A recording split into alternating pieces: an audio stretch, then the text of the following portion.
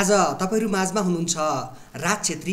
विगत लामो समयदेखि विभिन्न मानिसहरूलाई जापानमा जानको लागि विशेष माध्यमको रूपमा उहाँले जोडिरहनु भएको छ। त्यसैले आज उहाँले तपाईहरु माझमा यो एसएसडब्ल्यू भिसाको बारेमा प्रश्न पार्नुहुनेछ। सर्वप्रथम उहाँलाई स्वागत छ।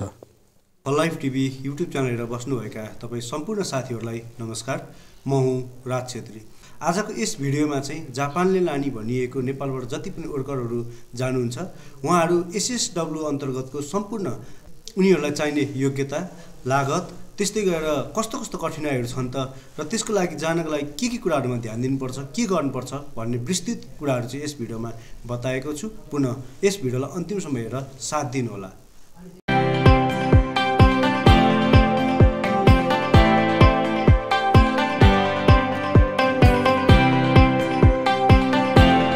राज सर, एसएसडब्ल्यू भिसा भनेको के हो? सबैभन्दा पहिलो कुरा एसएसडब्ल्यू भिजा भनेको चाहिँ जापानले नेपालबाट लाने भनेको स्पेसिफाइड स्किल वर्करहरूलाई भन्ने बुझिन्छ। यसभित्र चाहिँ नेपाली कामदारहरू सम्बन्धित काममा जुन काममा जाने हो त्यस काम सम्बन्धी चाहिँ उनीहरूले स्किल टेस्टहरू पास गरेर त्यस काममा चाहिँ उनीहरूले केही दक्ष भएर उनीहरू जाने भिजा प्रक्रियालाई नै एसएसडब्ल्यू भिजा भनेर बुझिन्छ।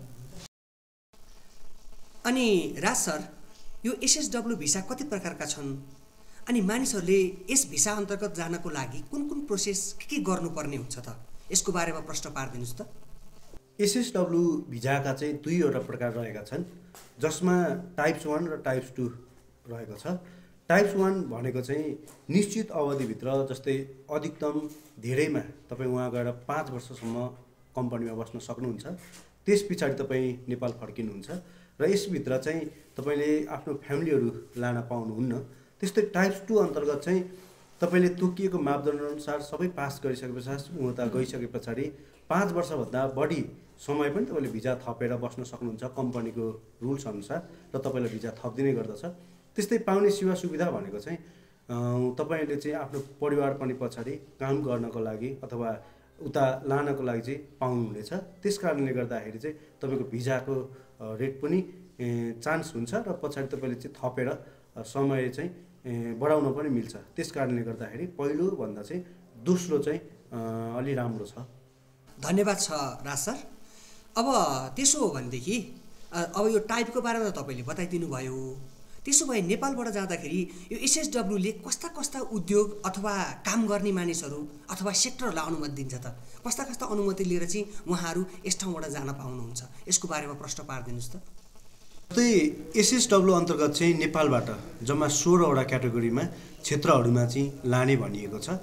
त्यो मध्येमा अहिले हाल चाहिँ जस्तै नर्सिङ, कृषि, निर्माण, भवनहरू निर्माणमा, त्यस्तै औद्योगिक उत्पादनमा, त्यस्तै खाद्य पेय पदार्थहरूमा, त्यस्तै समुद्र तटीय क्षेत्रहरूमा मत्स्य पालन, माछा पालनहरूमा, त्यस्तै अटोमोबाइल क्षेत्रहरूमा र उड्डयन क्षेत्रहरूमा गरेर चाहिँ जम्मा 16वटा क्षेत्रमा चाहिँ जापानले नेपालबाट दक्ष कर्मचारीहरू, कामदारहरू भित्र्याउने भनेर अनुमति दिन्छ।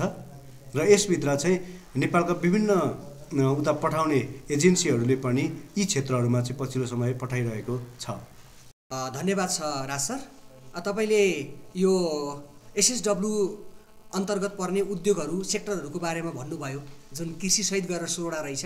सबैले बुझ्नुभयो होला, यसको लागि धन्यवाद छ। अब म तपाईँलाई सोध्न गइरहेको छु, यो एसएसडब्ल्यू भिसा प्राप्त गर्नको लागि अनि मान्छेहरूमा कस्ता कस्ता योग्यता चाहिन्छ त? नेपाल सरकारले त त्यत्तिकै उहाँ गएर एसएसडब्ल्यू भिसा दिँदैन होला अथवा त्यो उद्योगहरू, सेक्टरहरू सञ्चालन गर्न दिँदैन होला त? त्यसो भए यो पाउनको लागि मान्छेले कुन कुन योग्यता पुरा गर्नुपर्छ? यसको बारेमा अझ क्लियर गरिदिनुहोस् त। पहिलो कुरा चाहिँ तपाईँले नेपालका भाषा सेन्टरहरूमा जापानिज भाषा जेएफटी पास गर्नु पर्यो। त्यस्तै अघि नै मैले बताएअनुसार चाहिँ यस अन्तर्गत तपाईँले विभिन्न आफ्नो स्वास्थ्य परीक्षणहरू हुनु पर्यो।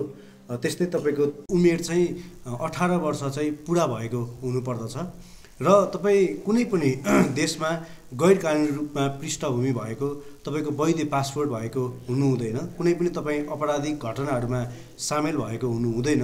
यसले गर्दा तपाईँहरूलाई भिजा रोक्छ र भिजा दिँदैन। त्यस्तै जापानिज भाषामा चाहिँ तपाईँ दक्ष हुनु पर्यो। त्यसमा चाहिँ तपाईँको N5 हुँदै N4 सम्मको लेभलको कोर्स सकेर चाहिँ तपाईँले जेएलपिटी पास गर्नु पर्यो। यसभित्र तपाईँले जेएफटी बेसिक भन्ने एउटा कोर्स हुन्छ, त्यो चाहिँ पास गर्नु पर्यो र सर्टिफिकेट लिएको हुनु पर्यो। तपाईँ कुनै पनि काममा जाँदै हुनुहुन्छ, जुन काममा जानुहुन्छ त्यो सम्बन्धी चाहिँ तपाईँ त्यसको फिल्ड अनुसार चाहिँ तपाईँ त्यसको लागि योग्य हुनु पर्यो। स्किल टेस्ट चाहिँ तपाईँले पास गर्नु पर्यो। त्यस्तै तपाईँको स्वास्थ्य अवस्था चाहिँ मजबुत हुनु पर्यो। यसको मतलब राम्रो हुनु पर्यो। तपाईँ जुन काममा जानुहुन्छ त्यसको लागि चाहिँ काम गर्न सक्ने हुनु पर्यो। तपाईँको स्वास्थ्य परीक्षण चाहिँ पास गरेको हुनु पर्यो। त्यस्तै जापानमा दिने काममा उद्योग, कल कारखाना र तपाईँ जुन विषयमा जाने हो त्यो सम्बन्धी स्किल टेस्ट पास गर्नै पर्छ। त्यस्तै गरेर तपाईँ जापानमा काम दिने कम्पनी रजिस्टर्ड इम्प्लोयरबाट चाहिँ तपाईँले जब अफर लेटर चाहिँ तपाईँले प्राप्त गर्नुको लागि योग्य हुने आफ्नो डकुमेन्ट्सहरू चाहिँ निर्माण गर्नुपर्छ। यी कुराहरूमा तपाईँ योग्य हुनुहुन्छ भने चाहिँ तपाईँले एसएसडब्ल्यू अन्तर्गत तपाईँले अप्लाई गर्न सक्नुहुन्छ। धन्यवाद छ। यहाँले चाहिने योग्यता र मानिसहरूले गएर त्यहाँ गर्ने कार्यको बारेमा प्रश्न पारिदिनु भएको छ। अब म तपाईँलाई अर्को कुरा सोध्दैछु। अब जाने त जाने, अब भिसा प्रक्रिया मिलाउनु पर्यो मानिसहरूले। अनि भिसा प्रक्रिया र आवेदन मिलाउनको लागि चाहिँ अनि यो प्रक्रिया कस्तो छ, के गर्नुपर्छ नेपालबाट जानको लागि, अनि यो खर्च चाहिँ कति लाग्छ? धेरै मानिसहरू अहिलेसम्म ठगिएका छन्, विभिन्न कम्पनीले उनीहरूलाई ठगिरहेका छन्। अनि यो ठगिने माध्यम त नबनोस् भन्नको लागि यहाँले यो कुरालाई जोडिरहनु भएको छ। त्यसो भए भनिदिनुहोस् न त, सबैलाई प्रश्न पारिदिनुहोस् यो आवेदन प्रक्रिया र अनि त्यो आवेदन गरे बापत लाग्ने खर्च चाहिँ के छ त, यसको बारेमा प्रश्न पारिदिनुहोस् त राज सर। जस्तै यसको लागि आवेदन दिन चाहिँ केही प्रक्रियाहरू रहेका छन्, त्यो तपाईँहरूलाई म बताइदिन्छु। जस्तै पहिलो चरणमा जब तपाईँले यो चाहिँ सुरुमा अहिले मैले भनेको योग्यताहरूमा तपाईँ आफू क्यापेबल हुनुपर्छ। ती कुराहरू भाषाहरूमा तपाईँले दक्षता हासिल गरेर पास गरिसकेको हुनुपर्छ। बल्ल तपाईँ त्यो भइसकेपछि दोस्रो चरणमा चाहिँ तपाईँले आवेदन प्रक्रिया अर्थात् अवधि यसभित्र तपाईँ छिर्न सक्नुहुन्छ। जस्तै आवेदन दिने प्रक्रियाहरू चाहिँ के छन् त भन्दाखेरि पहिलो चरणमा जापानमा काम दिने कम्पनीहरू तपाईँले खोज्नु पर्यो, जसको लागि चाहिँ तपाईँ कुनै एजेन्सी मार्फत अथवा कन्सल्टेन्सीहरू मार्फत तपाईँले अप्लाई गर्दै हुनुहुन्छ भने पनि उनीहरूबाट अप्लाई हुन्छ। त्यस पछाडि तपाईँलाई कम्पनीले तपाईँको सिओईलाई सर्टिफिकेट अफ इलिजिबिलिटी भन्छ, जुन सिओईका लागि अप्लाई गरिदिन्छ कम्पनीले। त्यस पछाडि जब तपाईँको 1 देखि 3 महिनासम्मको यो अवधिमा उसले सिओई पठाउँछ, तपाईँले सिओई प्राप्त गर्नुहुन्छ। त्यस पछाडि नजिकको जापानी दूतावास कन्सुलरमा गएर तपाईँले भिजा अप्लाई गर्न चाहिँ सक्नुहुन्छ। यति गर्दाखेरि तपाईँको साधारण कम्तीमा पनि चाहिँ 5 देखि 10 दिन जस्तो लाग्छ। 5 देखि 10 दिनमा तपाईँको कन्सुलरले तपाईँलाई भिजा दिने अथवा नदिने भन्ने कुरा निर्णय गर्छ।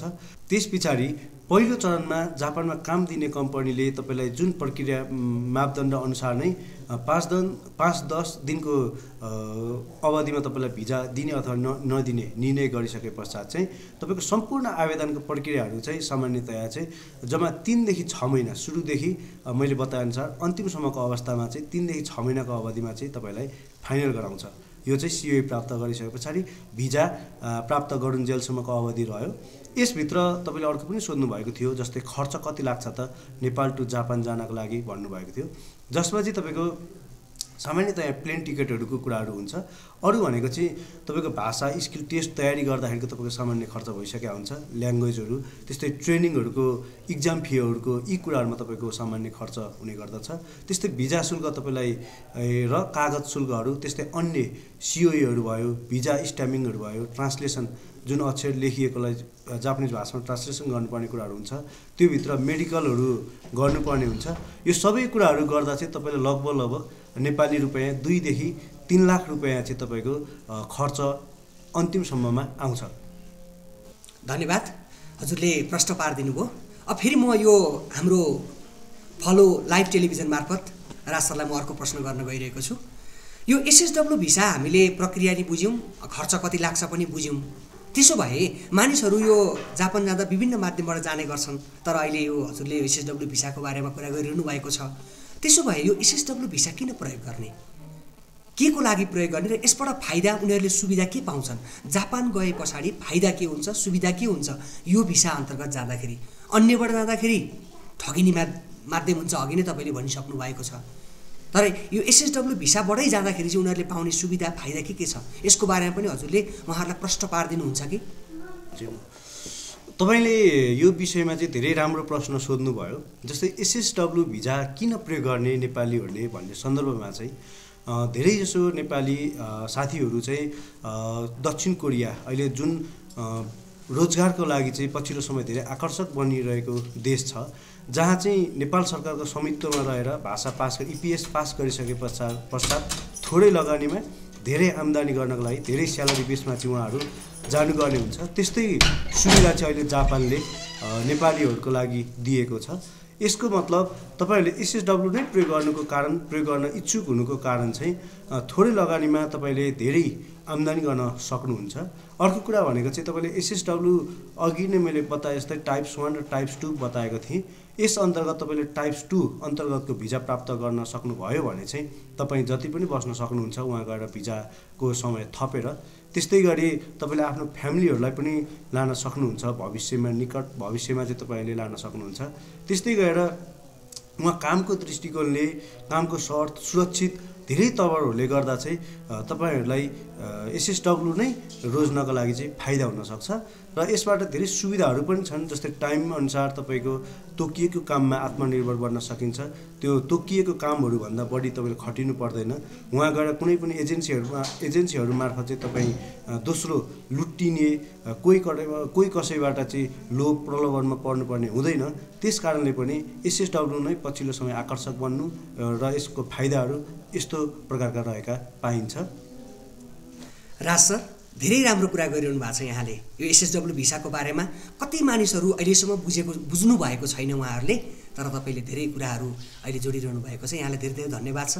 हामी नेपाली दाजुभाइ दिदीबहिनीहरू बाहिर गएर केही गरौँ, आफैले उद्योग धन्दा सञ्चालन गरौँ भन्नको लागि SSW भिसा अहिले आएको कुरा यहाँले प्रश्न पारिदिनु भयो। तर कतिले यही कुरालाई जोडेर पनि एउटा कमाउने माध्यम भनेर ठग्ने माध्यम बनेको छ, यहाँलाई थाहा छ होइन? त्यसो भए भनिदिनुहोस् न त, अब यो SSW भिसा अन्तर्गत कुन कुरामा ध्यान दिनुपर्छ त? सम्भावित चुनौतीहरू के पर्न सक्छ मान्छेहरूलाई? अब त्यत्तिकै त मानिसहरू यस देशबाट अर्को देशमा उद्योग सञ्चालन गर्न जाँदैनन्। जानको लागि चाहिँ कुन कुन कुरामा ध्यान दिनुपर्छ त? र उनीहरूलाई पर्ने चुनौतीको बारेमा पनि यहाँले प्रश्न पारिदिनुहोस् न। तपाईँले SSW मा जाँदा केही ध्यान दिनुपर्ने कुराहरू चुनौतीहरू पनि रहेका छन्। जस्तै तपाईँ SSW 1 मा जानुभयो भने न्यूनतम अथवा अधिकतम बेसीमा म्याक्सिमम तपाईँको 5 वर्षको कन्ट्र्याक्ट रहन्छ।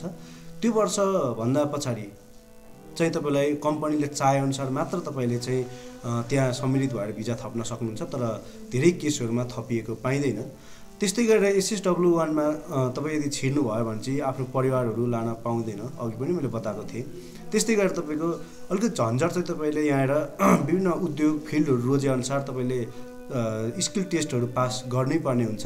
त्यसमा चाहिँ तपाईँको योग्यता क्षमता सबै कुरा मिल्नु नै पर्ने हुन्छ। जुन काममा जाँदै हुनुहुन्छ त्यो सम्बन्धीको तपाईँको चाहिँ सबै आफ्नो योग्यता चाहिँ पुगेकै हुनुपर्छ।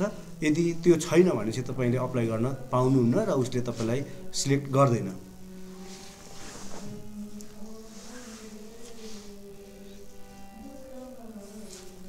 म चाहिँ के भन्छु भनेदेखि नेपालबाट जो साथीहरू SSW भिजा लिएर जाने कुरा सोचिरहनु भएको छ, सबैभन्दा पहिलो कुरा तपाईँले नेपालबाट आवेदन गर्दा चाहिँ जब अफर त्यस्तै जब प्लेसमेन्टको चाहिँ व्यवस्था आफैले मिलाउनु पर्ने हुन्छ।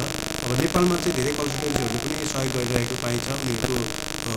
उनीहरूको संलग्नतामा चाहिँ हामीले काम गरिरहेका हुन्छौँ। त्यस्तै जापानिज भाषा र स्किल टेस्टको तयारी नेपालमै सुरु गर्न सकिन्छ। यहाँ पढेर तपाईँले एन्ट्रोसम्मको कोर्स गरेर जेएफडीहरू पास गरेर गर्न सक्नुहुन्छ। त्यस्तै भिजा आवेदन गर्दा चाहिँ डकुमेन्ट्स तपाईँको हेल्थ सर्टिफिकेटहरू भयो, त्यस्तै तपाईँको आफ्नो ब्याकग्राउन्ड चेक, कन्ट्र्याक्ट पेपरहरू, यी कुराहरू तपाईँले यहीँ अध्ययन गर्ने मौका र सजिलो तपाईँले सबै कुराहरू आफैले बुझेर देखेर चाहिँ तपाईँले गर्ने अवसर मिल्छ। त्यस कारणले गर्दाखेरि चाहिँ तपाईँले यो जानकारी हुनुपर्दछ। SSW सम्बन्धी तपाईँले बुझिराख्नु पर्दछ। पक्कै पनि राज सर, यहाँले चुनौतीको बारेमा पनि प्रश्न पारिदिनु भयो। यहाँ हाम्रो यो फलो लाइफ अनलाइन टिभी हेर्ने सम्पूर्ण महानुभावले यो हामीले गरेको लाइभ यो च्यानल मार्फत यहाँहरूले पक्कै पनि यो कुराहरूलाई बुझ्नुहुनेछ भन्ने हामीले आशा लिएका छौँ। अनि यो चुनौती त भनिदिनु भयो यहाँले। अहिले पछिल्लो समय कुन कुन कुराहरू परिवर्तन भइरहेछ SSW भिसा प्राप्त गर्न, अनि त्यस पछाडि यसका विकास प्रक्रियाहरू कसरी अगाडि नेपालमा बढिरहेको छ त? यसको बारेमा हाम्रा आम दर्शक महानुभावहरूलाई राज सरले प्रश्न पारिदिनुहोस् त।